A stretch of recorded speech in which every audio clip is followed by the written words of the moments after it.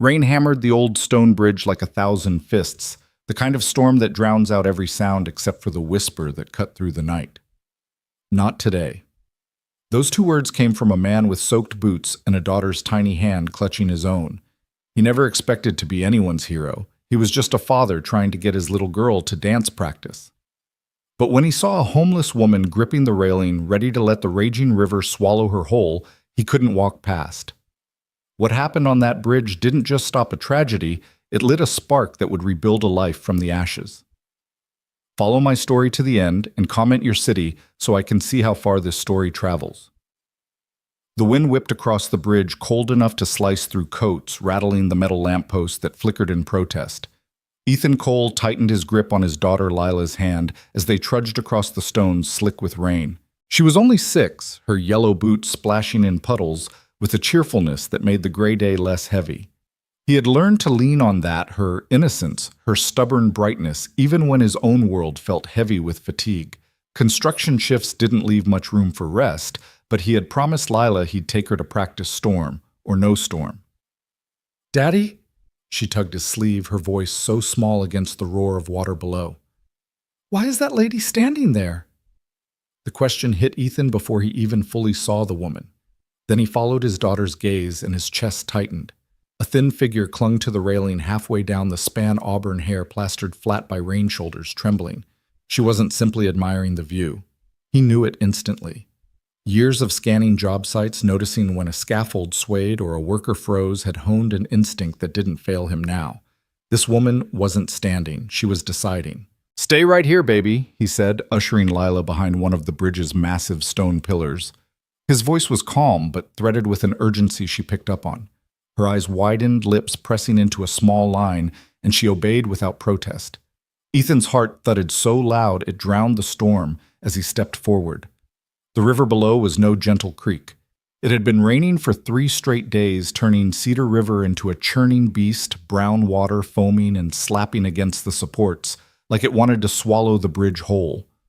One wrong step over that railing and there would be no coming back. "Excuse me," Ethan said, his tone carrying through the downpour. "Are you all right?" She didn't turn at first. Her knuckles were white on the iron arms, trembling in a way that had nothing to do with cold. When she did glance over her shoulder, he saw eyes that should have been beautiful green flecked with gold, but rimmed red from too many sleepless nights.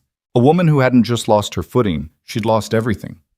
"I'm fine," she said hoarsely, words brittle, automatic. "Just enjoying the view." Ethan let his eyes flick down at the torrent below. Violent, hungry. Not the kind of view anyone sought in weather like this. "It's rough down there today," he said, steady but gentle. "Not much of a view worth standing in the rain for."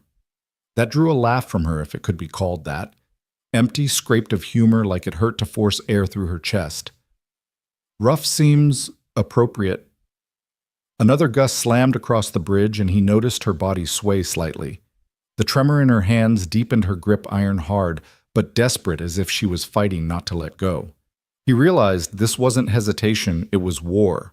A war inside her that she was losing. "I'm Ethan," he said, taking a careful step closer, palms open to show he meant no harm. "That's my daughter Lila over there." He nodded toward the pillar. Lila, peeking with round eyes, offered a tiny wave. Despite the cold, despite the rain plastering her dress against her thin frame, the woman's lips parted as she whispered back, "She's beautiful." Ethan nodded. "I'm lucky." "Lucky," the woman repeated, and her voice cracked. Tears mingled with the rain until he couldn't tell which was which. "I don't remember what that word feels like anymore." Ethan stayed quiet. Years of running crews taught him that sometimes silence carried more weight than words. She stared down at the torrent, her shoulders sagging. Then the dam broke. Words poured out, halting at first, then tumbling faster, like if she didn't say them now, she'd never get the chance. 3 weeks ago, I had everything. My husband Trevor, my little boy Jasper, 8 years old, smart, funny, wanted to be a vet one day. We weren't rich, he worked at the grain elevator, I did bookkeeping. But we were happy. Her voice grew fierce, then brittle. And then, the fire. Ethan's throat tightened. He didn't have to ask. He saw it in the way her chest heaved. Trevor hadn't made it out, and I thought... She choked, clenching harder on the railing. At least I had Jasper. At least we could grieve together. But then she swallowed hard. Last week, there was an accident. The road was slick. The car slid off into a ditch. I woke up in the hospital. They said Jasper. Her voice cracked into silence. Ethan closed his eyes, the weight of her words pressing against him like a physical force. He wanted to reach for her to offer something solid, but all he had were words, and words felt so small. Still, he forced them out firm as he could. No, that wasn't your fault. Accidents are cruel, but they aren't murder. Her bitter laugh cut through the storm. Insurance money from Trevor's death paid for Jasper's funeral. Can you even imagine I buried my son with my husband's life insurance? I have nothing left. No home, no job, no family. She looked down again at the furious water. There's nothing left of me. Behind the pillar, Lila's small voice rose above the storm, sweet and piercing. Daddy, she looks sad, like when Goldie went to heaven. The woman flinched, eyes shifting toward the little girl's voice. Something softened barely there, a flicker Ethan hadn't seen until now. He latched onto it, desperate. My daughter's right, Ethan said gently. You are sad, but you don't have to be alone in it. He took one more step, rain dripping from his chin. Come with us. Just for a cup of hot chocolate. There's a cafe down the street, warm and dry. Nothing fancy, but it's better than this bridge. Her grip trembled. She shook her head, whispering, I don't have money. My treat, Ethan said quickly. From one parent to another. Or maybe from someone who's been helped by strangers before to someone who needs help now. She stared at him, suspicion warring with exhaustion. Why do you care? You don't even know me. I'm nobody. Ethan's voice was low, steady. Because I've been where you are. Because my daughter's watching. And I want her to learn we don't walk away from people who are hurting. He held her gaze through the storm. Whatever you were thinking about doing tonight, not today. The river roared, the wind howled, and then at last her hands loosened from the railing. The storm had not eased, but something in the air shifted the moment her hands let go of the railing. The iron bar no longer held her prisoner. It was just wet metal beneath trembling fingers. Ethan caught that sliver of surrender, the small act of choosing to stand rather than fall. He didn't lunge at her. He knew better than to crowd someone who'd been dangling over the edge of despair. Instead, he stayed steady 2 paces away, rain dripping from his jawline boots, planted like he was anchoring the whole bridge himself. Her breaths came ragged. Each inhale a battle, each exhale a surrender. Why, she whispered again, almost swallowed by the roar of the river. Why didn't you just keep walking? Most people would have. Ethan swallowed hard. Because I couldn't. Not with her watching. He tilted his head toward the stone pillar where Lila peeked her curls plastered to her forehead by the storm. She sees everything. She remembers everything, and I don't want her to remember her dad turning his back when someone needed help. The woman's eyes darted toward Lila again. For a heartbeat, the innocence of a child's gaze seemed to carry more weight than any sermon. Lila's small hand waved again, brave and unknowing, and the woman's lips trembled into something that wasn't quite a smile but wasn't despair either. Ethan took the opening. What's your name? Her mouth worked as if saying it felt like opening a wound. Finally, Rachel. He nodded, letting her claim that moment. Names mattered. They tethered people back to themselves when everything else tried to strip them away. Rachel, he repeated softly as if reminding her she still existed. She clutched her arms around herself, shivering. It doesn't matter. You can't fix this. No. Ethan agreed, voice even. I can't fix it, but I can stand here. And I can listen. And I can make sure tonight doesn't end with the river taking someone else. He motioned toward the street beyond the bridge. Let's get dry, please. Rachel's laugh was hollow, but it carried less bite than before. You think a cup of cocoa is going to solve this? No, Ethan said. But it'll buy you one more day, and sometimes that's enough. The silence between them was sharp as glass. Rain smacked against the stones, the river hissed with fury. Headlights passed behind them, throwing fleeting beams of light on Rachel's gaunt face. Her eyes closed. For a terrible second, Ethan thought she'd step forward again. Then she whispered, "Not today." The words echoed his own soft but real, and relief surged through him like heat. He extended a hand, not a demand, not a rescue rope, but an offer. After a long pause, Rachel's fingers brushed his, then gripped fragile yet desperate. He guided her away from the railing back onto the safe width of the bridge. From behind the pillar came the thump, thump, thump of little boots, and suddenly Lila was there, small arms wrapping tight around Rachel's soaked coat. "You're okay," she declared with childlike certainty muffled against the woman's stomach. "Daddy said you're okay." Rachel froze, shocked by the embrace. Then, almost without realizing, her hand lowered to stroke the girl's wet curls. Her chest shuddered as if the simple warmth of a child's hug had cracked something that grief had encased in stone. Ethan cleared his throat. "Come on! There's a cafe just a block down. They've got heaters, dry seats, and the best hot chocolate in town. Lila swears by the whipped cream." Rachel glanced at him, then down at the child still clinging to her. I don't know how to walk into a place like that anymore. People look at me and see—" She trailed off, ashamed. "They'll see someone cold and wet who needs a warm drink," Ethan said firmly. "And if they see anything else, let them. You're with us." Rachel's jaw worked her pride, fighting with her exhaustion. Finally, she whispered, "All right, just for a minute." "Just for a minute," Ethan promised. They walked together, Ethan keeping his pace matched to hers, Lila skipping at their side. Rain pooled on the street, neon signs flickering against wet pavement, the whole town painted in the colors of a storm. For the first time in weeks, Rachel wasn't alone with the sound of her own footsteps. At the corner, Lila slipped her hand into Rachel's without hesitation. The woman stiffened, startled, then looked down at the tiny fingers gripping hers. Something melted. Her throat worked, voice soft. "It's been a long time since anyone held my hand."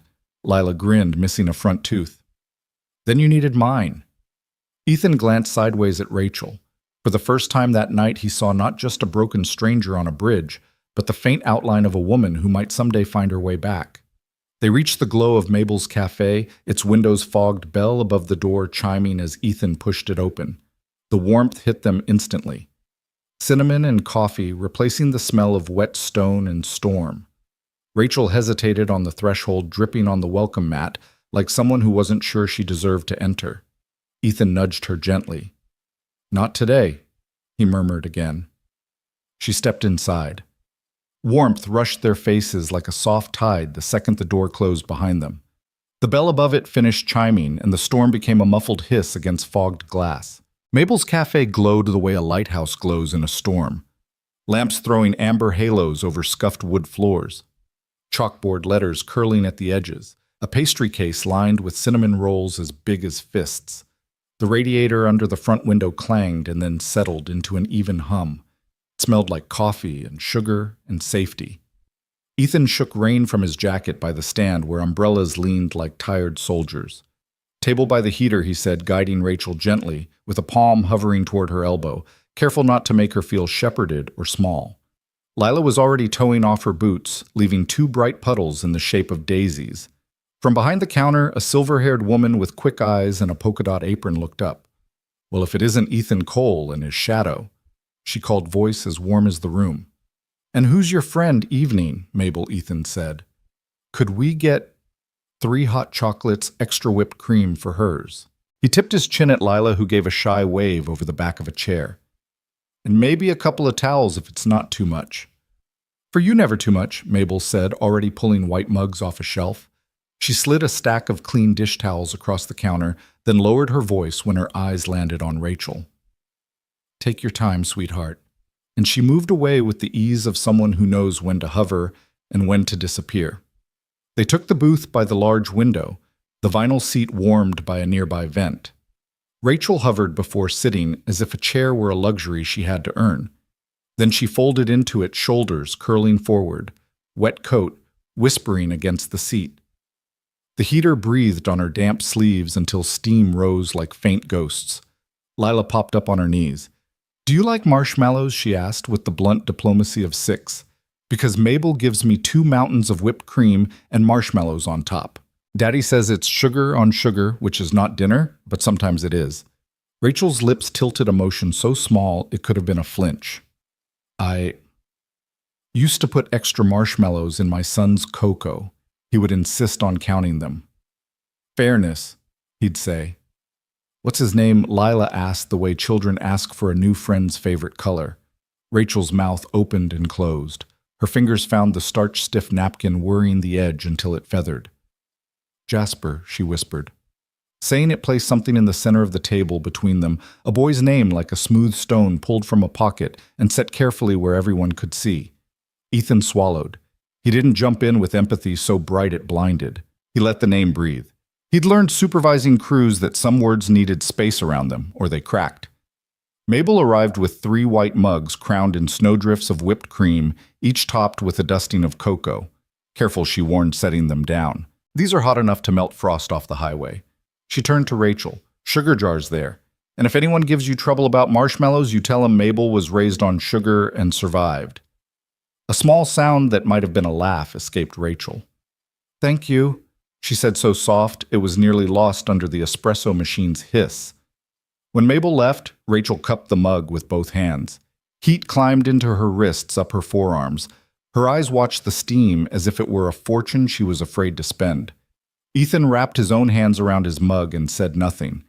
He let the clatter of plates, the murmur of other conversations, the comfortable rituals of a small-town cafe do their quiet work.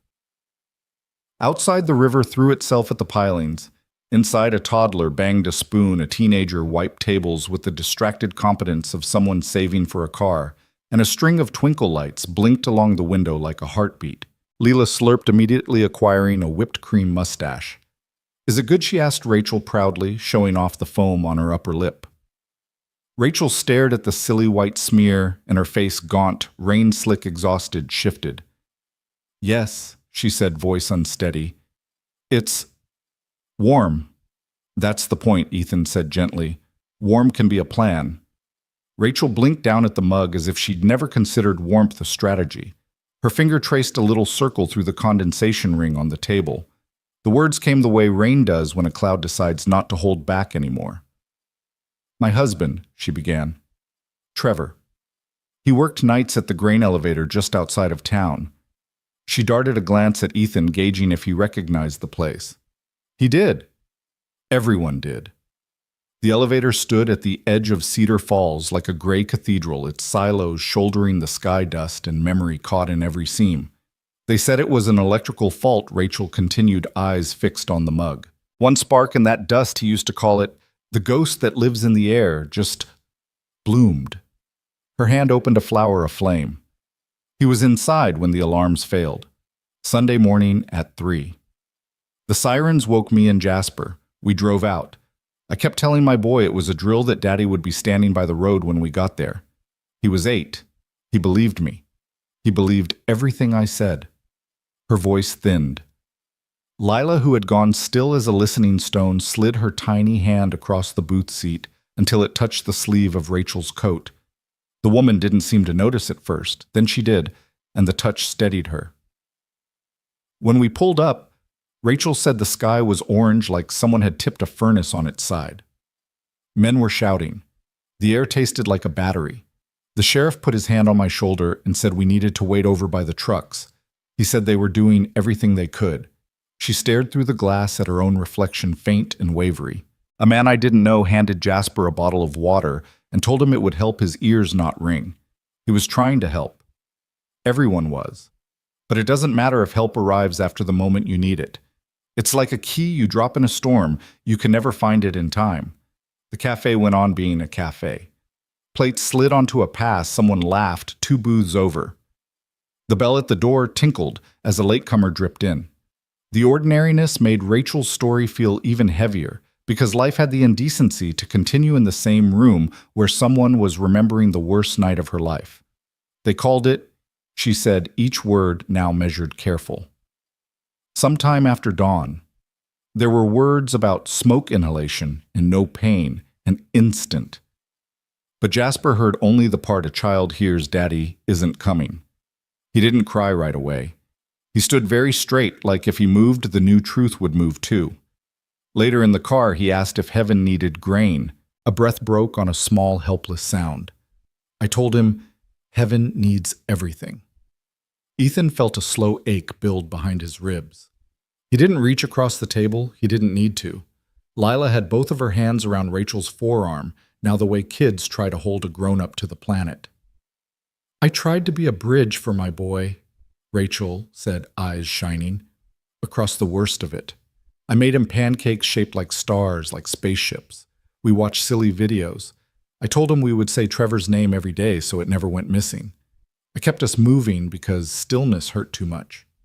Her breath trembled. Then the rain came, and kept coming. She glanced toward the fogged window. Drops tracked silver blurring the neon open sign into a soft red wound. We drove out to my father-in-law's old place a few days after the funeral. She continued, voice smaller now.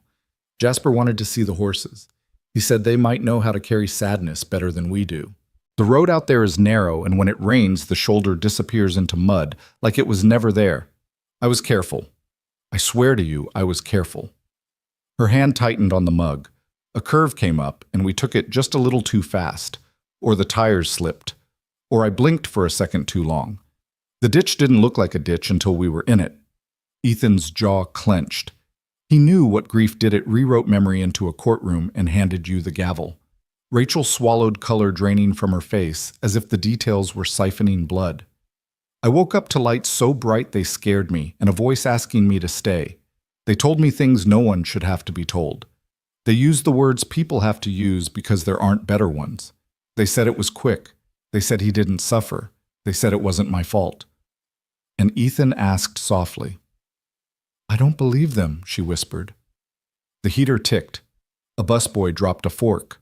The clatter made her flinch. Lila's small fingers tightened and Rachel's rigid arm finally loosened enough that she could turn her hand and hold the child's. I used Trevor's insurance to bury our son, she said, each syllable a slow bleed. There's a cruelty to numbers that way. A ledger that pretends love can be balanced, after the hospital bills stacked like bricks. I lost the apartment the week after. I walked. I walked for 2 days because it felt like if I stopped, the river inside me would spill over and drown everything near me. She drew a shaky breath and met Ethan's eyes at last. You asked why you shouldn't have kept walking on that bridge. Her mouth quirked, a fragile and crooked thing. I was counting to 3 when you spoke. That's what I decided I would do. I would count, and then I would go. You said, not today, before I got to 2. Ethan felt heat climb his throat. Then I'm glad I interrupted your math. Rachel's laugh sounded like something long-locked opening. It faded quick, leaving her hollow but not empty. I don't know how to do this, she admitted. Any of it. I don't know how to come in from the rain. You just did, Ethan said. You stepped inside. You sat down. You said his name. That's a lot of weather to come through in one night. Lila nodded vigorously. And you have to try the cookies. Cookies help. Daddy says they're not medicine, but he's wrong. I am frequently wrong, Ethan said, glad for the release valve. Mabel's cookies fix most things except the county budget. As if summoned, Mabel reappeared with a plate of shortbread dusted with sugar, sliding it to the center. On the house, she said, like she always did when a table's silence wasn't the ordinary kind. She gave Rachel a look that said she could read storms at a glance. This town is smaller than its grief, but bigger than its shame. You're welcome to warm up here as long as you need. Rachel blinked fast, then picked up a cookie and broke it into 2 neat halves. She placed one before Lila with solemn ceremony. The child accepted it as if she'd been sworn into something important.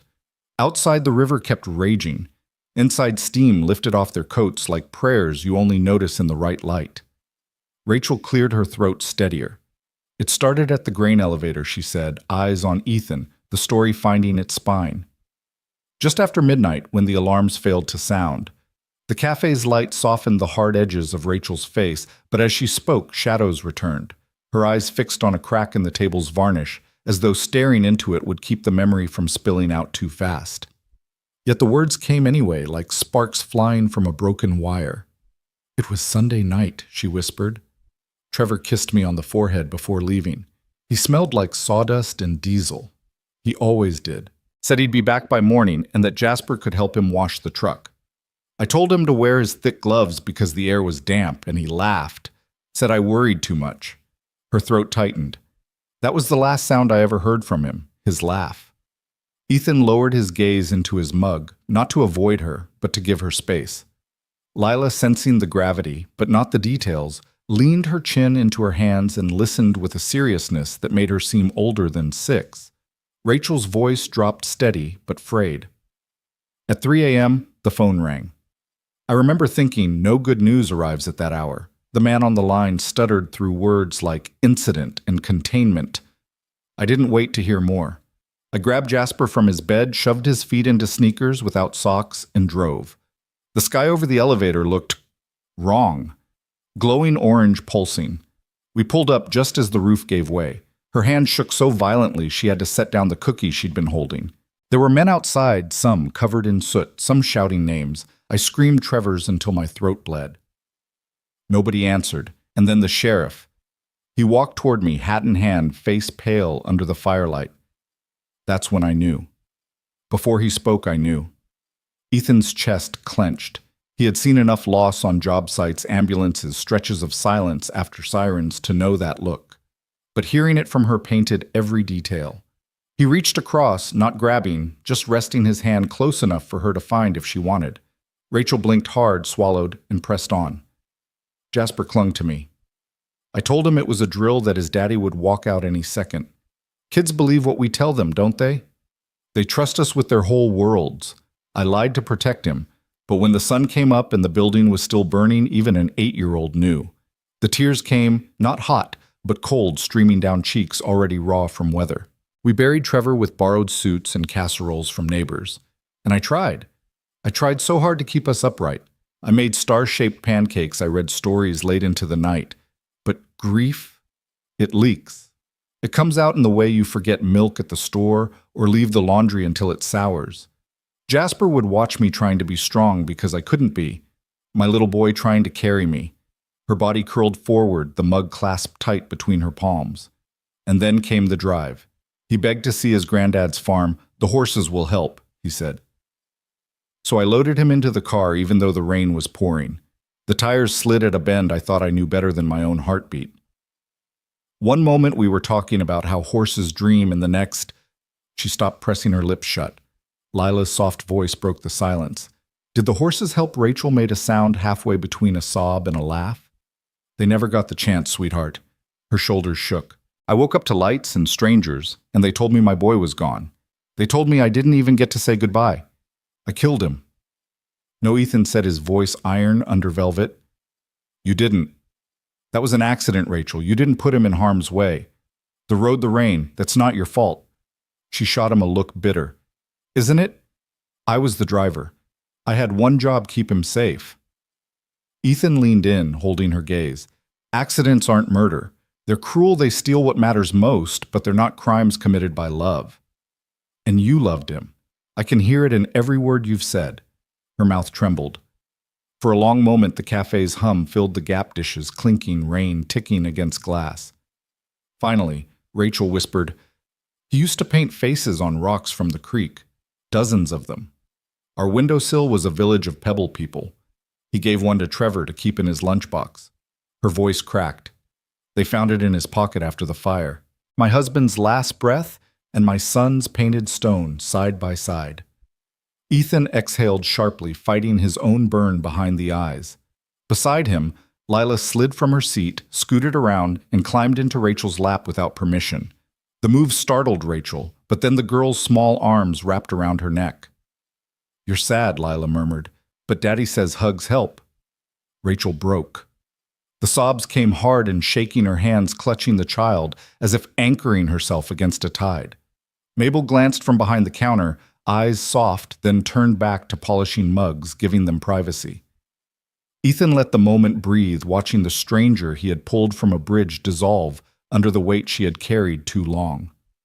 And yet in the center of that collapse, something else was happening. Not despair, but release. The storm in her chest was finally finding air. When Rachel's sobs slowed, she whispered into Lila's hair, You remind me of him. You're kind without even knowing you're kind. Lila pulled back, face sticky with tears not her own. My daddy makes pancakes look like butterflies. Maybe he can make some for you too. Rachel let out a ragged laugh, shaky but real. Butterflies.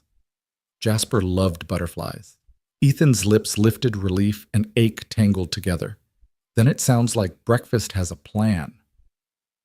Outside, the storm softened to a steady drizzle, streetlights shining halos in the wet. Inside, Rachel's grip loosened just enough for her to take a cookie, break it in two, and hand half to the child in her lap. For the first time that night, she wasn't clinging to the edge of anything. The cafe had grown quieter as the evening crept on. A few regulars nursed mugs near the back, the hum of conversation low enough that every word at their booth felt cocooned in privacy. Rachel sat with Lila still nestled against her cookie crumbs on the child's sweater. She seemed smaller in that moment, not fragile like glass, but like someone whose strength had been worn thin from carrying a boulder too long. "I don't know why I'm still here," Rachel murmured half to herself. "Everything that made me me is gone. Trevor Jasper, our home, it's all ashes." Ethan leaned forward, his elbows on the table. "Maybe, but ashes still mean there was a fire once. Something real. Something that mattered. You're still here because pieces of that fire are still burning in you. You just can't see them yet." Her eyes flashed with a mix of anger and grief. "That sounds like something people write on sympathy cards. It doesn't change the truth. I lost everything." "Maybe you did," Ethan admitted. He didn't sugarcoat. He never had. But losing everything doesn't mean you can't build something again. Trust me. I've had to pick up from nothing too. Rachel studied him as if noticing for the first time that he wasn't just playing rescuer, but speaking from his own scars. "What did you lose?" He gave a humorless laugh. "My wife, Melissa. Walked out when Lila was 2. Left a note that didn't explain much, just that she wasn't built for motherhood, that she wanted her freedom back." His jaw tightened. "I thought I'd failed her. Failed my little girl. For months I sat in my truck after putting Lila to bed wondering if she deserved better than me. But every morning she'd pat my cheek and say, 'Daddy pancakes,' and I realized maybe being enough didn't mean perfect. Maybe it meant staying." Rachel's expression shifted, less guarded. "But you still had her. Your daughter. I don't have anyone." "You have us tonight," Ethan said simply. "That's a start." Lila tilted her head back, grinning. "We can share our pancakes with you. Daddy makes them like blobs sometimes, but if you squint, they're butterflies." Rachel blinked, caught off guard, then laughed through her tears. The sound startled her like a foreign language her mouth had forgotten how to speak. "Butterfly pancakes. That sounds ridiculous." "Ridiculously good?" Ethan corrected with a faint smile. Silence settled again, but not the heavy silence of before. This one had warmth in it, like the cafe's heater humming nearby. Rachel sipped her hot chocolate slowly, each swallow an act of reminding herself she was still alive. She finally set the mug down, voice hoarse. "Do you know what it's like to use your husband's life insurance to bury your son? To sign papers with hands that should be holding him instead?" Every number felt like an insult. And when the last dollar was gone, so was I. I couldn't work, couldn't think. Landlord gave me 2 weeks, then tossed me out. Now I'm just walking, existing. Until tonight. Ethan met her gaze without flinching. "I know what it's like to feel invisible, to believe no one's coming. But you're wrong about one thing. You're not nothing. You're Rachel. You're a woman who loved her family so fiercely that even now, broken as you feel, you still talk about them like they matter more than your pain. That doesn't sound like nothing to me." Her throat worked, tears welling again. But this time they didn't spill with hopelessness. They trembled with the possibility that maybe, just maybe, he was telling the truth. From the kitchen, Mabel appeared with a tray of fresh rolls, sliding one onto Rachel's plate. "Eat," she said firmly, not as a suggestion, but as a command given with kindness. Storms aren't fought on empty stomachs. Then she turned and bustled away. Rachel stared at the bread steam curling upward. She broke it apart slowly, like it might vanish. The first bite filled her eyes with fresh tears, not because of grief, but because of the sheer normalcy of warm food in a safe place. "I can't pay you back," she whispered. "Good," Ethan replied. "I'm not asking you to. Someone helped me once when I couldn't stand on my own. I never got to repay them. So maybe this is how it works. We don't pay back, we pay forward. Rachel's lips trembled. Why me? Out of everyone you could have stopped for, why me? Ethan's voice was low but firm. Because you were there. Because you needed someone. And because my daughter was watching. If I want her to grow up knowing we don't walk past hurting people, then I had to show her right. Lila piped up proud. That's what Daddy says, we don't walk away. Rachel closed her eyes, overwhelmed. For the first time since she'd stood on that bridge, she wasn't gripping the edge of despair. She was holding warmth, holding words, holding the small truth that maybe she wasn't entirely lost. Ethan watched her shoulders lower just slightly, like a burden had been shifted, not lifted, but moved enough for her to take a breath. Outside, the rain finally softened to a drizzle. Through the fogged windows, Cedar Falls looked gentler. Streetlights reflected on wet pavement, less like wounds and more like lanterns guiding the way. Rachel whispered again, almost inaudible, "Not today." And for the first time she said it as a choice, not a plea. The drizzle outside softened into a mist, blurring the edges of Cedar Falls, as if the whole town had been painted in watercolor. Inside the cafe, warmth wrapped around them like a quilt. Rachel sat with both hands cupped around her mug, as though she feared the heat might escape if she let go.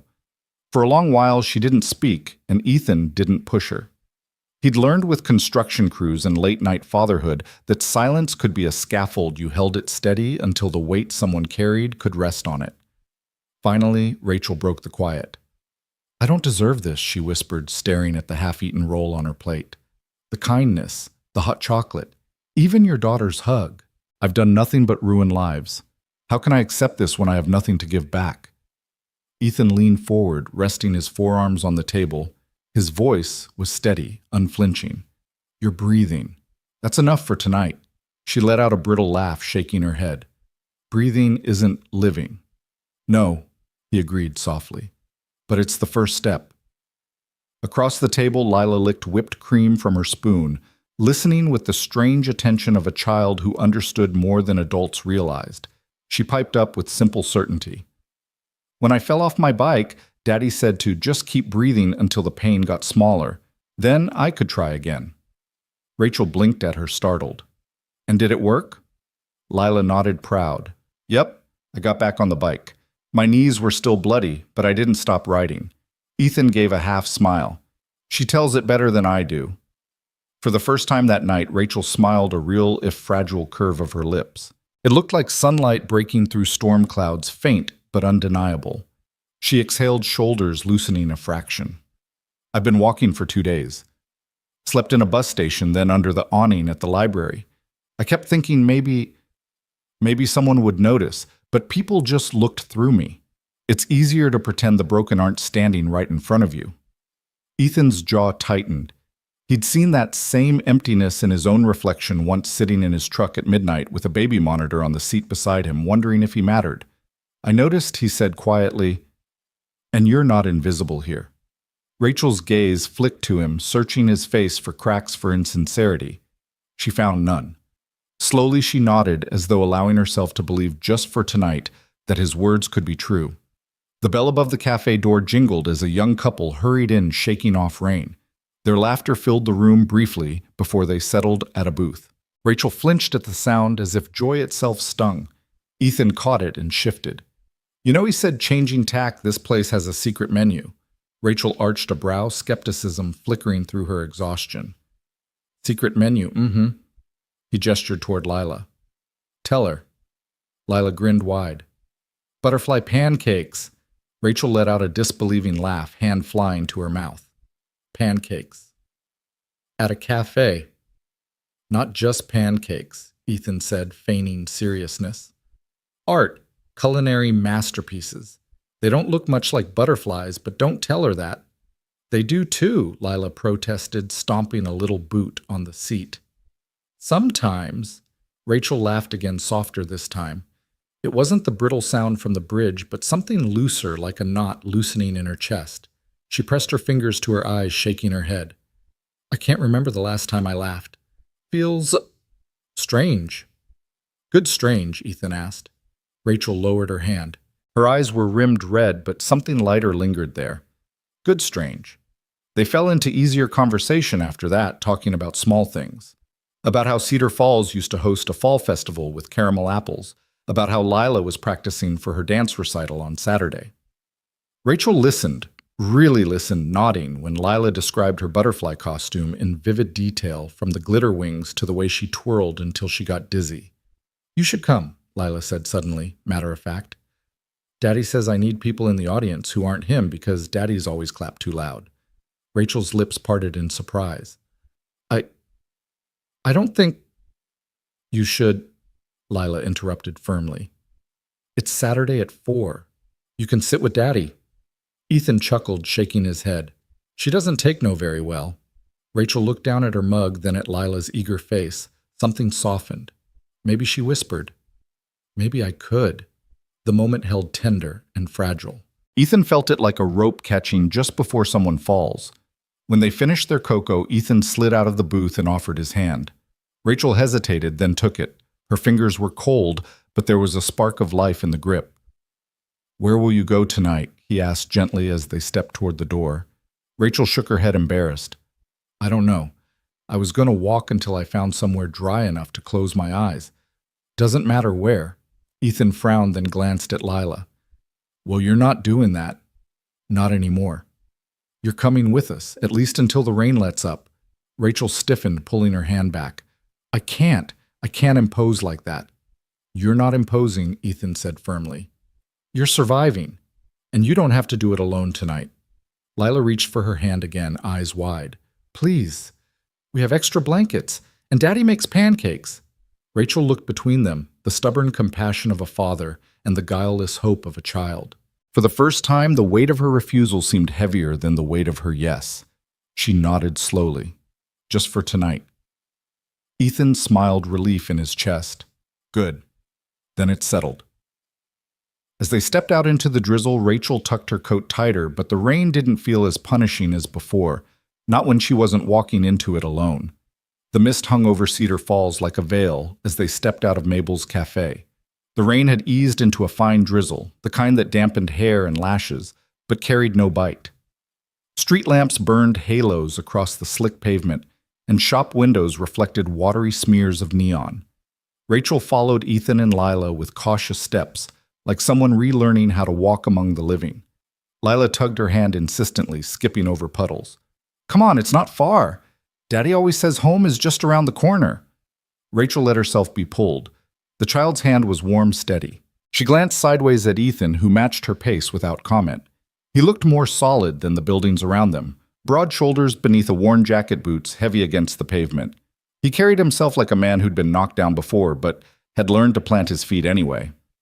They turned onto Willow Street, lined with modest brick apartments. Curtains glowed in a few windows, silhouettes passing inside. Rachel's chest tightened at the ordinary domesticity, the reminder of what she had lost. Ethan seemed to sense it because he said nothing, just held the front door of his building open until she and Lila stepped inside. The stairwell smelled faintly of old paint and detergent. The walls carried the scuffs of years lived in, and a potted fern drooped by the window on the landing. Rachel trailed her fingers along the wooden banister as though grounding herself. When they reached the second floor, Ethan unlocked a door with peeling brass numbers. "Welcome to our palace," he said dryly. Inside, the apartment was small, but warm. The living room opened directly from the door, a couch draped with a patchwork quilt toys, scattered in colorful disarray, and a bookshelf sagging under paperbacks. A faint smell of cinnamon lingered, maybe from cookies baked days ago. It was no mansion, but it breathed of care and survival. Rachel hesitated on the threshold. Her shoes left a trail of damp footprints on the rug, and shame prickled her skin. "I shouldn't be here," she murmured. Ethan met her eyes. "You should. Sit down, take off your coat. You're safe." Lila was already kicking her boots into the corner, darting to the kitchen. "I'll get blankets," she announced. Rachel stepped inside slowly, each footfall heavy with guilt. She lowered herself onto the edge of the couch, clutching her coat around her. The hum of a heater filled the silence. Ethan disappeared into a hallway and returned with a stack of folded blankets. He handed one to her, and she resisted before finally pulling it around her shoulders. Warmth seeped into her chilled skin, loosening muscles she hadn't realized were clenched. "You don't have to thank me," Ethan said, settling into the armchair opposite. I've been in spots where a stranger's kindness kept me afloat. This is just me passing it on. Rachel stared at the frayed edge of the blanket. I don't know how to be someone worth helping anymore. You don't have to be worth it, Ethan said quietly. You just have to be here. Lila reappeared, dragging another blanket twice her size, plopping down beside Rachel. She snuggled close, her small weight pressing comfort into Rachel's side. You can sleep here, Lila said matter-of-factly. Daddy snores sometimes, but you'll get used to it. Ethan chuckled. Thanks for selling me out, kiddo. Rachel laughed softly, a sound that surprised her. The blanket slipped further across her shoulders, and she let herself lean back into the couch. For the first time in weeks, her body wasn't braced against cold cement or hard benches. They talked little that night.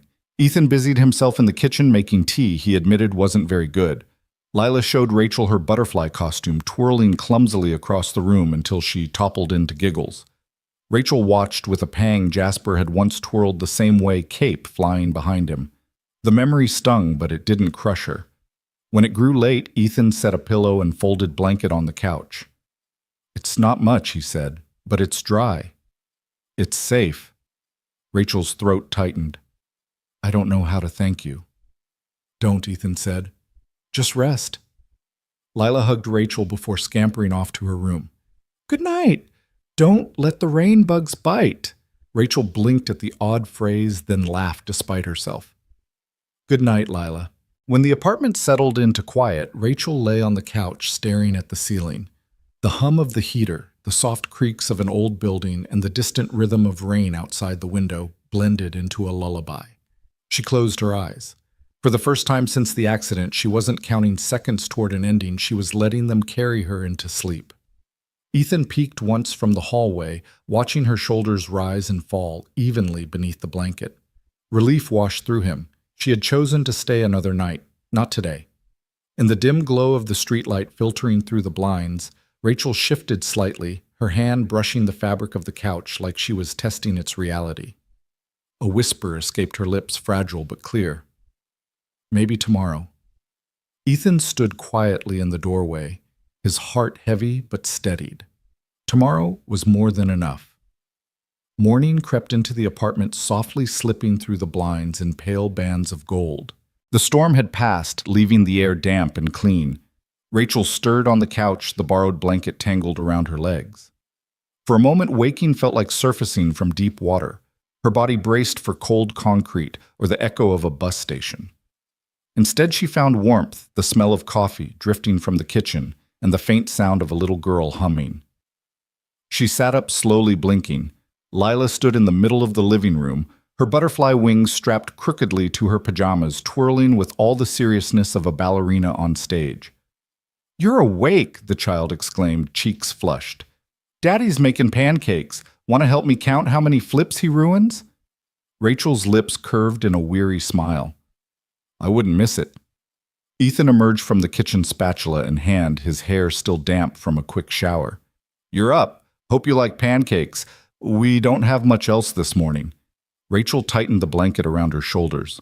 I don't want to impose... You're not, Ethan interrupted firmly. You're a guest. Sit. Eat. That's the rule. The words carried a gentle finality that left no room for protest. Rachel allowed herself to sink back against the couch, watching as Lila bounded into the kitchen to supervise. The smell of batter and butter filled the small apartment, mingling with the rich aroma of coffee. For the first time in weeks, Rachel felt something stir that she thought had died appetite. When Ethan brought the plates out, Lila clapped. Butterflies, she declared. The pancakes were lumpy, some edges browned too dark, but their vague shapes resembled wings if you tilted your head. Rachel laughed a startled, honest sound. These are, she began, masterpieces. Ethan finished with mock pride. Blobs. Lila corrected, giggling. Rachel picked up her fork and cut into one. The warmth, the sweetness of syrup, the simple act of breakfast in company, it felt almost holy. Her eyes prickled with tears, but for once they weren't just grief. They were gratitude. They ate quietly, the clink of forks filling the space.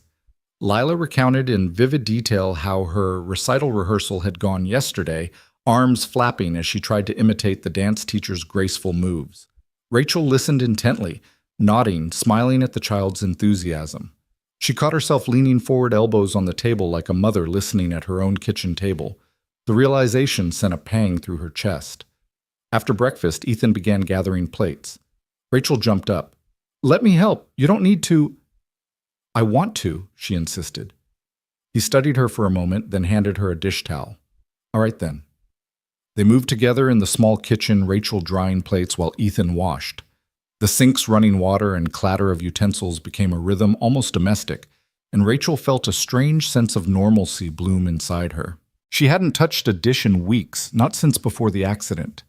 As she set the last plate in the cupboard, she whispered, "Thank you."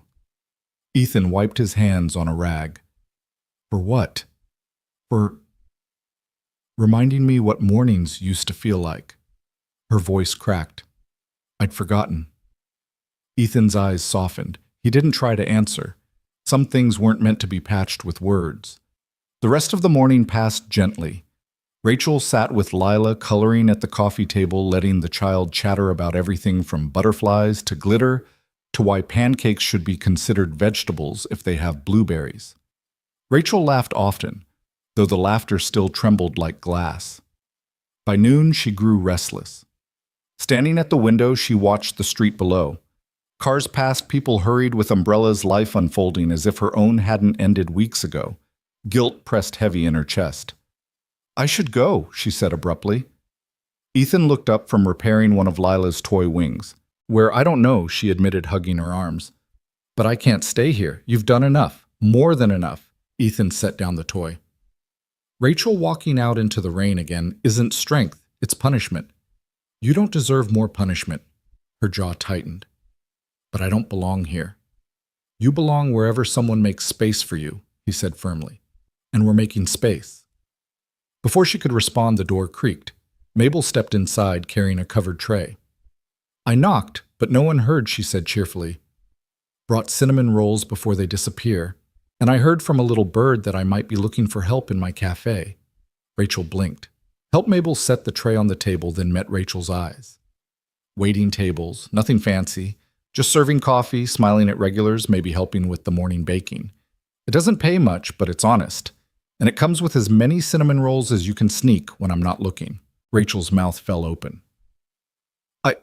I don't have experience. I don't even experience, Mabel scoffed. "Honey, I've been doing this 30 years. I can teach anyone to pour coffee.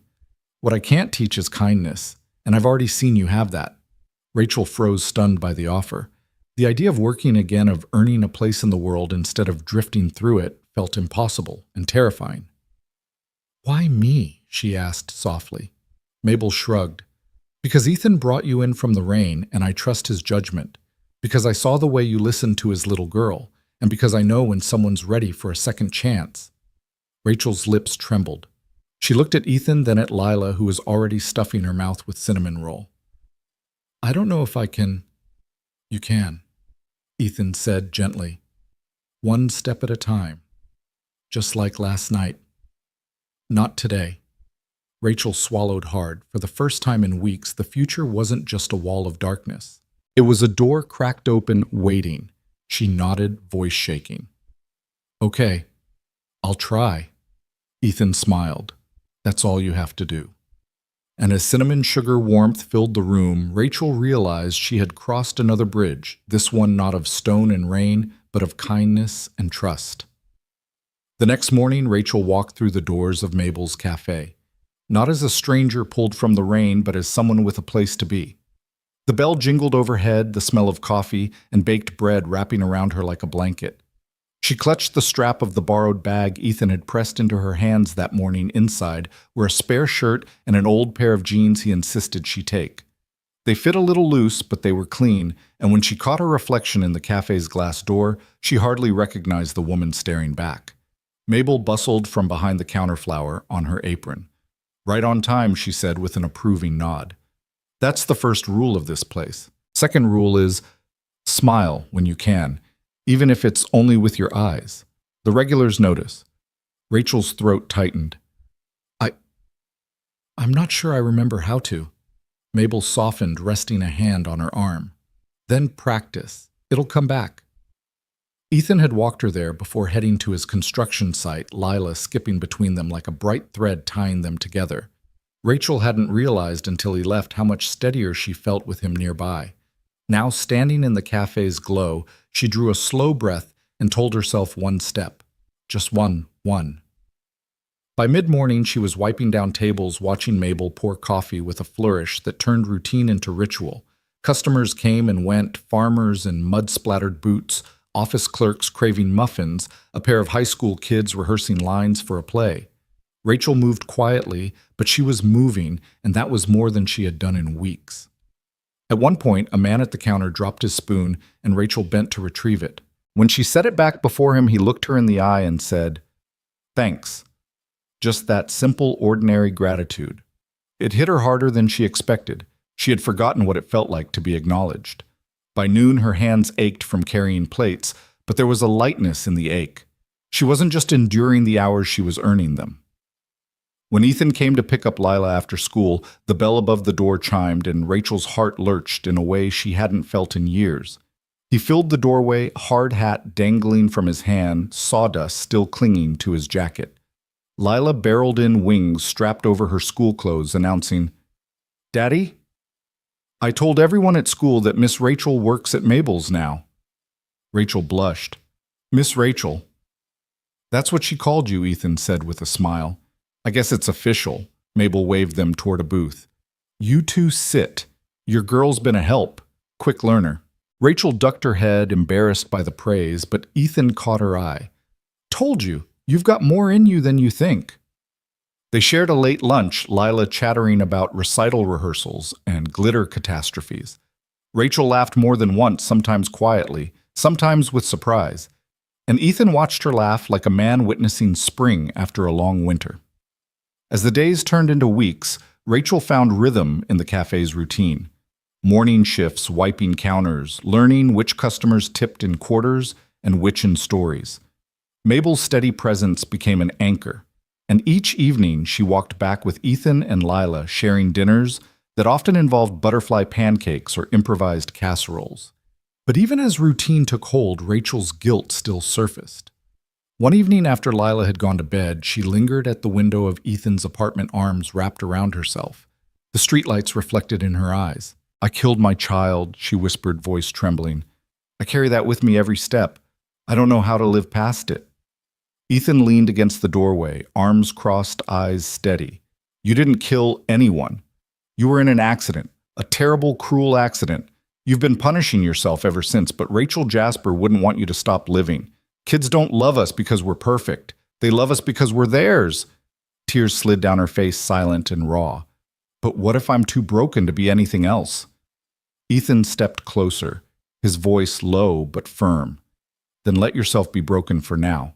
But don't mistake broken for worthless. I know the difference because I've been there. You'll heal not all at once, not perfectly. But you will. And until then, you've got us." Rachel turned toward him, and for the first time she didn't flinch from the kindness. She let it land shaky as it was.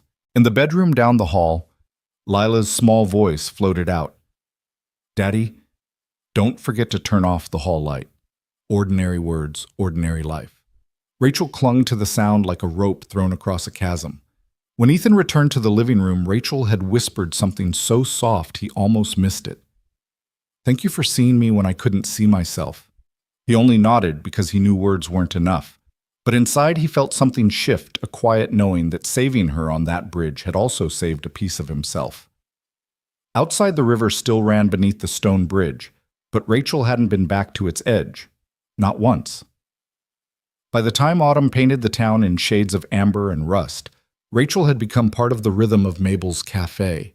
The bell above the door greeted her each morning as if it had been waiting for her all along. She wore an apron, now faded blue, patched at the pocket, Mabel's old spare. At first, Rachel had tied it awkwardly, fumbling with knots, but now the motion felt natural, her hands remembering what competence felt like. She learned regulars by heart. Mr. Dawson, who ordered black coffee at 6 sharp before heading to the feed store. The high school kids who piled in after class for pie and laughter.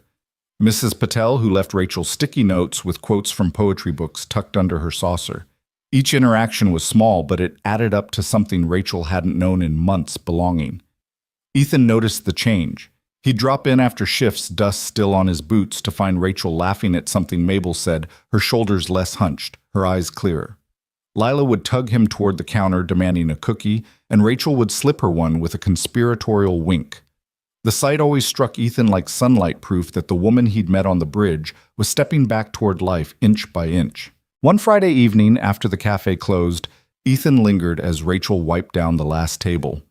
Lila, exhausted from a long week of rehearsals, had fallen asleep in the booth, curled under a quilt Mabel kept handy for cold nights. The place was quiet except for the rattle of rain beginning again on the roof. "You're good at this," Ethan said, watching Rachel wring out a cloth. She raised an eyebrow. "At what scrubbing syrup rings?" "At being here," he replied. "At showing up. At listening. People notice." Her laugh was soft, self-deprecating. "I still wake up some mornings thinking it's a mistake that someone will tap me on the shoulder and tell me to leave." "No one's tapping you," Ethan said firmly. "This is your place now, too." Rachel leaned against the counter, gripping the rag. Sometimes I catch myself forgetting how heavy it all is. I'll laugh at something Lila says, or I'll smile when Mr. Dawson tells one of his awful jokes, and for a moment I don't feel the weight. And then the guilt comes crashing back, like I've betrayed them, Trevor Jasper, by daring to feel okay. Ethan stepped closer, lowering his voice. "That isn't betrayal. That's survival. Loving them doesn't mean drowning with them. It means carrying them forward while you keep breathing." Her eyes shimmered. She looked at him like he was handing her something precious, something she wasn't sure she was allowed to hold. "And what if I'm not strong enough?" He held her gaze. "Then lean on someone else until you are. That's what people are for." Rachel exhaled shakily, nodding. She glanced toward the booth where Lila slept, her tiny chest rising and falling steadily under the quilt. She saved me, you know, that night on the bridge. Her voice. It reached me when nothing else could. Ethan's throat tightened. "She has that effect." Rachel smiled faintly. "She reminds me of Jasper. The way kids just believe. Believe in cookies fixing sadness. Believe in costumes making them heroes. I thought I'd never feel that kind of light again. But then she held my hand and I realized maybe the world wasn't finished with me." For a moment, silence stretched between them, full but not empty. Then Lila stirred in the booth, mumbling about butterflies, and both adults smiled. They walked home together, Rachel carrying the sleeping child in her arms, while Ethan balanced the umbrella above them. The rain pattered steadily, softer than the storm that had first brought them together.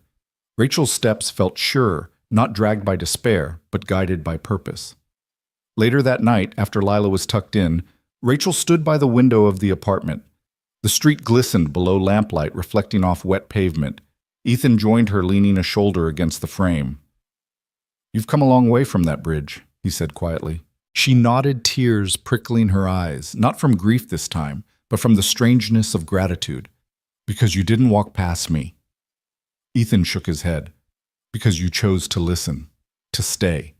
Rachel closed her eyes, hearing again the roar of the river, the hiss of rain, and Ethan's voice cutting through it. "Not today." She whispered it now, a mantra, a promise. "Not today." The words no longer felt like defiance against death. They felt like an invitation to life. October's chill settled over Cedar Falls, scattering leaves across the sidewalks in swirls of red and gold. At Mabel's cafe, the heater clanged to life each morning, and Rachel found herself moving with an ease she hadn't known in years. The customers knew her by name now, a nod here, a smile there. It wasn't pity she saw in their faces, but recognition. She was no longer the woman invisible on the streets. She was Rachel, the one who remembered Mr. Dawson liked exactly 2 sugars, the one who saved the last slice of pecan pie for the sheriff who came in late on Thursdays. Yet even as her hands grew surer, balancing trays and refilling mugs, the ache of guilt lingered beneath the surface like a bruise. She carried it with her every day, tucked beneath the apron strings. And some nights when the cafe closed and the town quieted, it broke through. One of those nights, Rachel sat at Ethan's kitchen table long after Lila had gone to bed, the hum of the refrigerator filling the silence. A half-empty mug of tea cooled between her hands. Ethan leaned back in his chair, studying her face. "You're somewhere else tonight," he said gently. Rachel's voice was low, thick. "I keep seeing him. Jasper. The way he laughed when he painted faces on rocks, how serious he looked in his Superman cape. And then I see the ditch, the rain, the way the paramedic shook his head before I could even ask. It replays over and over like I'm being punished." Ethan's jaw tightened. "That's not punishment. That's grief, Rachel. It loops. It gnaws. But it doesn't mean you're guilty." She lifted her eyes, tears shimmering. "But I was driving. I was supposed to protect him." "You were protecting him," Ethan said firmly. "Every day in every way you could. You cooked. You read to him. You carried his grief alongside yours. That one night, Rachel, no one could have stopped the rain, the road, the slide. You didn't fail him. The world failed both of you." Her breath hitched, tears sliding unchecked. "How do you live with that kind of hole, with knowing you'll never hear his laugh again?" Ethan looked down at his hands, rough from years of work. "You don't fill the hole. You build around it. You let it shape you without letting it define you. That's how I got through when Melissa left. Every time I thought I was drowning, I looked at Lila and remembered she still needed me to swim." Rachel pressed her palms to her face, trembling. "But Jasper isn't here to need me." "No," Ethan said softly. "But maybe someone else does. Maybe you haven't seen it yet. But you will." The words hung between them heavier than the storm that once raged on the bridge. Rachel lowered her hands slowly, eyes raw, and whispered, "I don't know if I'm strong enough." "You don't have to be," Ethan replied. "Not all at once. Lean on us. On me. On Lila. Let us carry you until you can stand." For a long moment, Rachel stared at him, searching for cracks for pity. What she found instead was steadiness. A man who had his own wounds but stood solid anyway. A man who hadn't walked away. Her tears shifted, no longer sharp with despair but soft with release. She reached across the table, her hand brushing his. It was the lightest touch, but Ethan covered it with his calloused palm and held it steady. From the hallway, a small voice broke the silence. "Daddy." They both turned. Lila stood there in her pajamas, rubbing her eyes, a stuffed bunny dangling from one hand. "I had a bad dream." Ethan rose immediately, scooping her up. "What kind of dream bug?" She buried her face in his neck. It was raining and the bridge was scary, but then Miss Rachel was there, and it wasn't scary anymore. Rachel's breath caught. She pressed her hand to her mouth, stunned. Ethan looked at her over Lila's hair, eyes saying everything he didn't put into words. "See," he murmured to his daughter. "Not scary anymore." Lila nodded sleepily. "Because she stayed." The child's simple declaration cut deeper than any sermon. Rachel felt something shift in her chest, a piece of grief making room for something else, something that looked dangerously like hope. Later, after Ethan carried Lila back to bed, Rachel remained at the table, staring at her empty mug. Her reflection wavered in the cold tea, a face still lined with sorrow, but no longer defined by it. For the first time since the accident, she wondered if maybe she could be more than the sum of her losses. The wind outside rattled the windows, but inside the apartment it felt steady, safe. Rachel whispered to herself, barely audible, "Not today." And for the first time she believed it. Snow had arrived early in Cedar Falls, frosting rooftops and softening every edge of the small town. The river under the stone bridge no longer roared. It moved heavy and dark, thin layers of ice forming along the edges. For Rachel, the days had taken on a new rhythm. Morning shifts at the cafe. Afternoons sometimes spent helping Lila rehearse for her recital or curling up in Ethan's apartment with a borrowed book. Nights that no longer stretched endlessly but settled into rest. But the grief was never gone. It weighed heavy as the snow piled on the branches outside. One evening, while Ethan was repairing a drawer that stuck in the kitchen, Rachel sat on the couch, hands trembling around a mug of tea. Her voice broke the quiet. "I killed my own child." She whispered words so raw they made Ethan still his hammer mid-swing. He turned slowly, eyes steady on her. "Rachel, no, don't do that to yourself." Her throat tightened. "But I was driving. He trusted me, and I failed him." What kind of mother loses her son like that? Ethan set down the tool, wiping his hands on a rag as he crossed the room.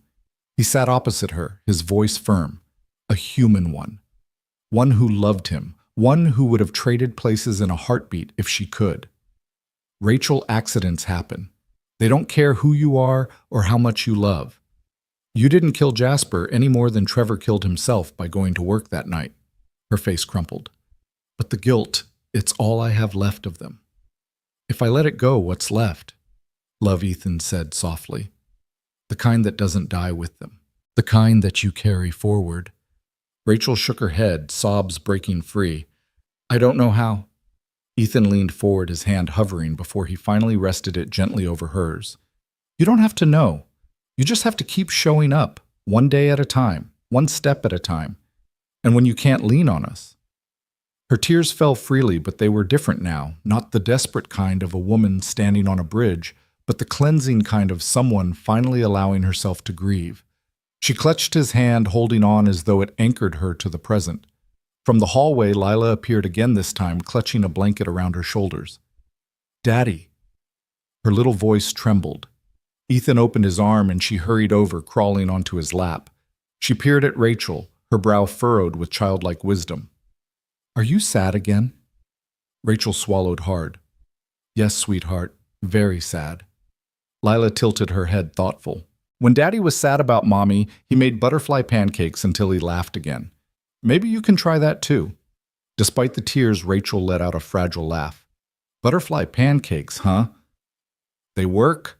Lila insisted, nodding solemnly. Rachel wiped her cheeks, looking at Ethan. He smiled faintly, his eyes warm. She's not wrong. The three of them sat there, wrapped in the glow of the small lamp, the snow falling silently outside. Rachel whispered almost to herself, Jasper loved butterflies. Then maybe he's sending you a message, Ethan said. That night, after Lila was asleep, Rachel helped Ethan in the kitchen. He handed her the mixing bowl while he worked the griddle. The first pancake came out lopsided, the second burnt at the edge, but by the third, something resembling wings took shape. Rachel laughed, really laughed, and the sound filled the small apartment with something brighter than any light bulb. You're better at this than I am, Ethan admitted. Rachel shook her head, smiling through lingering tears. No, but maybe I'm ready to try. She took a bite, syrup dripping down her fork, and for the first time in months, she felt not just alive, but present. Every detail, the smell of batter, the hiss of the griddle, the warmth of Ethan's quiet smile rooted her firmly in the moment. Later, as she lay under the borrowed blanket on the couch, Rachel whispered into the dark. Not today.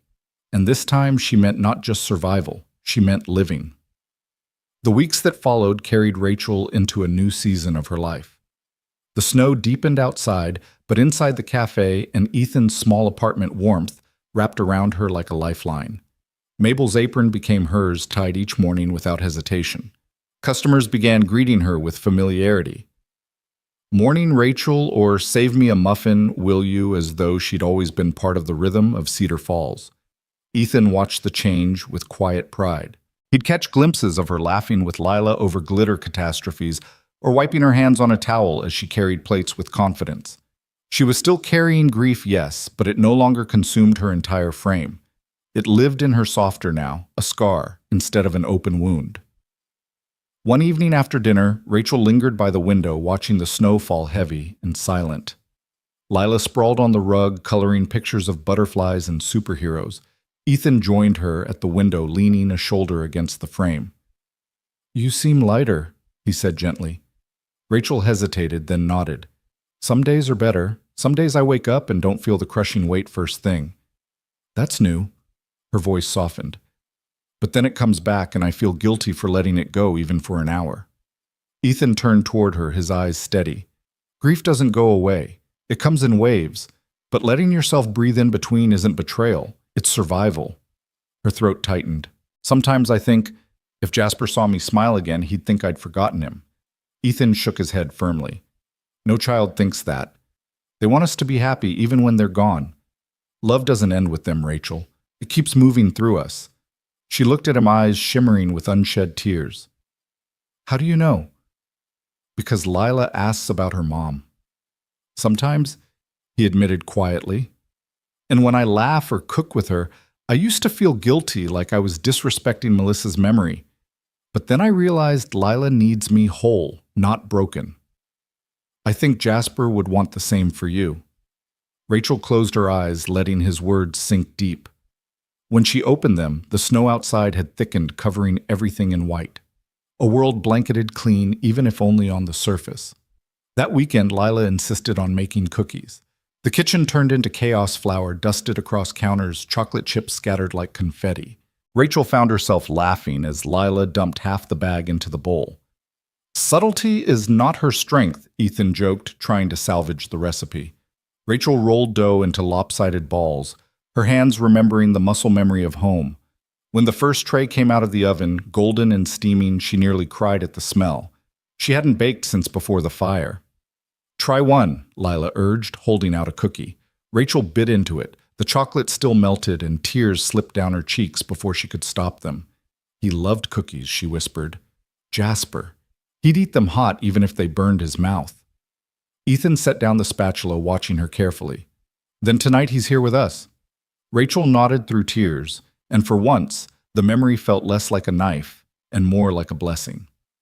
Later that night, after Lila was asleep, Rachel and Ethan sat at the table with mugs of coffee. She traced the rim of hers, hesitant. Sometimes I wonder if I was meant to survive that crash. If I'm supposed to do something with what's left of me. Ethan leaned forward. Maybe you are. Maybe you're meant to take all that pain and turn it into something that helps someone else. Her brow furrowed. But how? He shrugged. I don't know yet. But I know you have a gift. You listen. You feel everything deeply. That matters. Rachel studied him, the warmth in his eyes, the steadiness of his presence. You really believe that I do? The room fell quiet, the kind of quiet that wasn't empty, but brimming with possibility. Outside, the snow continued falling, blanketing the world in silence. Rachel whispered more to herself than him. Not today. Not tomorrow either. For the first time since the night on the bridge, she believed the words carried her forward, not just one day at a time, but into something resembling a future. Spring came slowly to Cedar Falls. The river swelled with thaw birds returned to the trees, and storefronts pushed open their doors to let in the warmer air. For Rachel, it meant mornings no longer filled with the sharp bite of frost on her walk to the cafe, but the smell of wet earth and the faint promise of green. Life was creeping back into the world, and in its own way, into her. She had become part of Ethan and Lila's orbit now. Dinners together weren't exceptions anymore.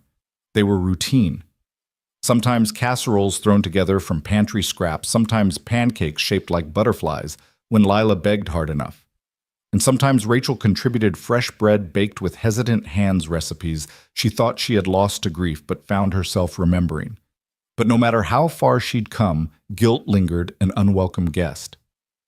One evening after dinner, as Lila played with paper wings on the floor, Rachel lingered in the kitchen with Ethan drying dishes while he washed. The water ran warm over his hands, steam fogging the small window above the sink. "Ethan," she said suddenly, her voice raw. "I killed my child." The plate in his hand stilled. He set it carefully in the rack before turning to her.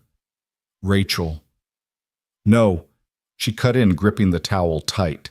"That's what people don't say. They call it tragedy. They say accident. But I was the one behind the wheel. I drove us into that ditch. I lived, and he didn't." Her eyes brimmed. "How can I ever be anything but the woman who failed her son?" Ethan dried his hands and faced her fully, his jaw set, but his voice steady. "Rachel, listen to me. You didn't kill Jasper. You were a mother taking her son to see something he loved. The road, the storm, those things stole him from you. Not your love, not your choice. If you blame yourself for that, you're punishing the wrong person." She shook her head, tears spilling down her cheeks. "But if I let go of the guilt, I feel like I'm letting go of him." "You're not," Ethan said firmly. "You're holding him differently, carrying him in the laughter you let yourself have again, in the cookies you bake with Lila. In every child you'll one day help by telling them they're not alone." Rachel froze, startled. "Children." "I'll help." Ethan nodded slowly. "You've been through hell, Rachel. You know what loss feels like. That makes you someone who can guide others out of it. You have a strength most people don't. You just don't see it yet. Her lips parted, trembling. But what if I'm too broken? He stepped closer, lowering his voice. Then let yourself be broken. Healing doesn't mean pretending the cracks aren't there. It means learning that light can still come through them. She stared at him, silent, tears streaming. Something inside her shifted, not a sudden miracle, but the beginning of a different way of seeing herself. At that moment, Lila looked up from the floor, cookie crumbs around her mouth. Miss Rachel, she announced, you can't be broken. Broken things don't laugh. And you laugh at Daddy's bad jokes. The simplicity of it broke the tension. Rachel let out a laugh through her tears, shaky but real. Ethan grinned, ruffling his daughter's hair. She's got a point. Rachel wiped her cheeks with the back of her hand, whispering, maybe. Later that night, as she lay on the couch beneath the quilt, Rachel thought about Ethan's words, about Jasper's name written in cookies and pancakes and laughter, about the possibility of helping others carry grief. For the first time, she imagined a future where her pain could mean something more than suffering. She closed her eyes, whispering into the quiet, not today. This time it wasn't about refusing an ending. It was about allowing a beginning. The thaw gave way to full spring, and Cedar Falls bloomed again. Flower boxes sprouted outside shop windows, the bridge no longer a place of storm, but of daffodils pushing through cracks in the stone. Rachel's life was slowly mirroring the season still marked with shadows. Yes, but warmed by new growth she hadn't thought possible. At Mabel's Cafe, she had become more than an extra set of hands. Customers asked for her by name, left notes of thanks on napkins, and lingered to share stories they didn't tell anyone else. She had discovered something she hadn't known. She carried the ability to listen so deeply that people felt lighter just for having spoken. Mabel noticed it too. One afternoon, wiping down the counter, she said, "You've got a gift, Rachel. Not everyone can sit with someone's sorrow and not flinch." Rachel blinked, stunned. "I'm just doing what people did for me." Mabel shook her head. "No, sweetheart, you're doing more. You're turning your pain into something useful. That's rare." The words stayed with Rachel. That night at Ethan's apartment, she found herself voicing the thought that had been building quietly inside. "Maybe I should do something with this," she said as Ethan packed Lila's school bag for the next day. He glanced up. "With what?" "With grief. With what I've lived through. Maybe I could help people like me. People who feel like the river's the only answer," her voice faltered. "Is that crazy?" Ethan set the bag down, crossing to where she sat. "Not crazy. Brave. You've walked through something most people can't imagine. If you can use that to pull someone else back, then Jasper's love lives on through you." Rachel's eyes stung. "But I'm no counselor. I don't know where to start." "You start the way you did with me," and Lila, Ethan said gently. "By showing up. By saying not today. One step at a time." The next week, Rachel took that step. She enrolled in evening classes at the community center, introductory training in grief counseling. The first night, she sat in a circle of strangers, heart-hammering, convinced she didn't belong. But when her turn came to speak, she told them about Jasper's rocks, about the night on the bridge, about the words that had pulled her back. When she finished, no one looked at her with pity. They looked at her with respect. Each week she returned. She learned the language of empathy, the techniques of listening, the boundaries between sharing and saving. It wasn't easy sometimes, the stories cut too close, opening wounds she thought had healed. But Ethan was always there afterward, walking her home, letting her talk, or letting her stay quiet. One night after class, she found Lila waiting up with a picture she had drawn, 3 figures holding hands under a rainbow, with butterflies filling the sky. "It's us," Lila explained proudly. "Daddy, me, and you." Rachel's throat closed. "Me?" "Of course," Lila said simply, as if it had never been in question. Ethan watched Rachel's reaction from the doorway, his eyes soft. He didn't say anything. He didn't need to. From that moment, Rachel stopped calling herself a guest in their lives. She wasn't just passing through anymore. She was part of the picture, however messy, however new. At the cafe, she found herself encouraging customers in ways she hadn't before. A widow, who always sat by the window, began opening up about her late husband. A young man confessed he was thinking of leaving town after a breakup, and Rachel told him about the strength it took just to stay. Each conversation was a thread weaving Rachel back into the fabric of life. One evening, Ethan caught her standing by the cafe door after closing, staring out at the bridge in the distance.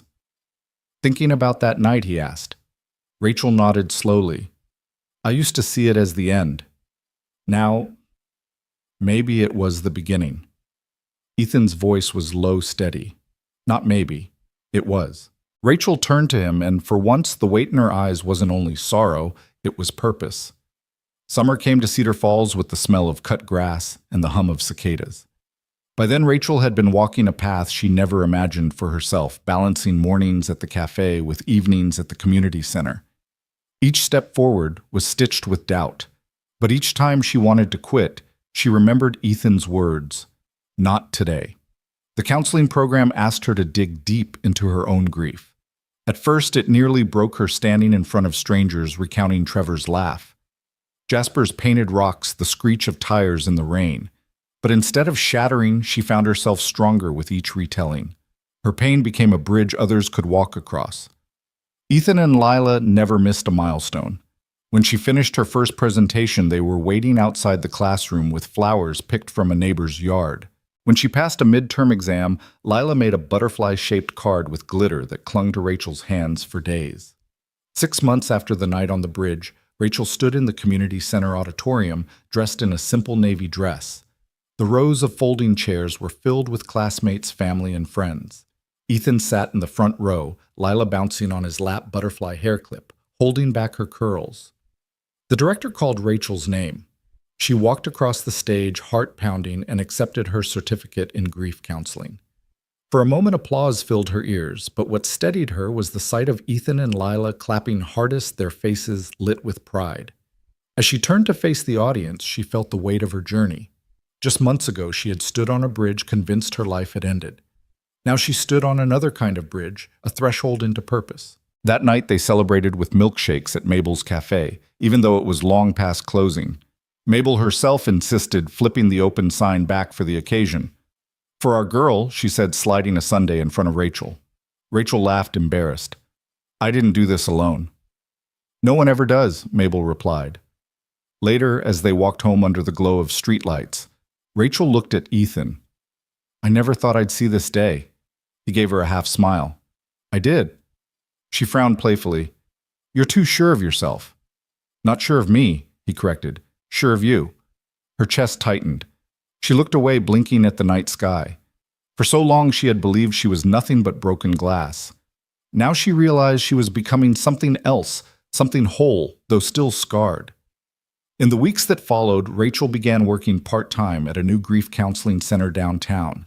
She poured coffee for widows who came just to sit in silence, held hands with parents who had buried children, listened to teenagers stumbling through loss for the first time. She didn't have to imagine their pain, she carried her own. And because of that, her words weren't pity. They were proof that survival was possible. At the cafe, regulars teased that Rachel had 2 jobs now, but everyone saw the pride in her eyes. Even her laughter had changed. It wasn't tentative anymore. It rang clear like church bells after a storm. One evening, as she walked past the old stone bridge on her way home from the center, Rachel paused. The river moved lazily beneath, reflecting the sunset. She rested her hand on the railing, the same railing she had once gripped with white knuckles. But now, instead of despair, she felt gratitude. Ethan's voice came from behind her, Lila skipping at his side. "Thought I'd find you here." Rachel smiled softly. "It doesn't haunt me anymore." Ethan glanced at the water. "What does it feel like now?" Rachel exhaled, her hand lifting from the stone, like the place where everything began again. Lila took both their hands, swinging them as she skipped. "Come on, pancakes, before bedtime." Rachel laughed, letting herself be pulled forward. The bridge no longer felt like an edge, it felt like a doorway. By autumn, the leaves in Cedar Falls had turned gold and scarlet, carpeting the sidewalks in crunching layers. Life had settled into a rhythm Rachel barely recognized as her own. Mornings at the cafe, afternoons at the counseling center, evenings with Ethan and Lila, it was a life built from ashes, but alive all the same. One evening, Rachel hosted a small support circle in the counseling center's back room. 6 chairs, 1 worn rug, a pot of tea that never seemed to empty. Tonight, a young mother clutched a folded blanket to her chest, trembling. He was only 3, she whispered. I don't know how to keep breathing. Rachel leaned forward, her voice low and steady. I know that weight. I've carried it. And I won't lie, it doesn't vanish. But one day you'll laugh again without guilt. You'll tell a story about him, and it'll hurt and heal at the same time. That's how love keeps living. The woman's shoulders shook, but she nodded. Across the circle, an older man dabbed his eyes. She's right. I've seen it too. When the meeting ended, Rachel lingered alone in the quiet room. The smell of tea leaves hung in the air. She pressed her hand against her heart, whispering, Jasper, your life keeps working through mine. That night, Ethan picked her up. The drive back was quiet, Lila asleep in the back seat with her butterfly toy clutched to her chest. Rachel turned to him. Do you ever feel like we've been given more than we deserve? Ethan kept his eyes on the road. Every day. But maybe it's not about deserving. Maybe it's about what we do with it. Rachel's throat tightened. You saved me that night. He glanced at her. No. You chose to stay. I just happened to be standing there. The simplicity of his words stayed with her.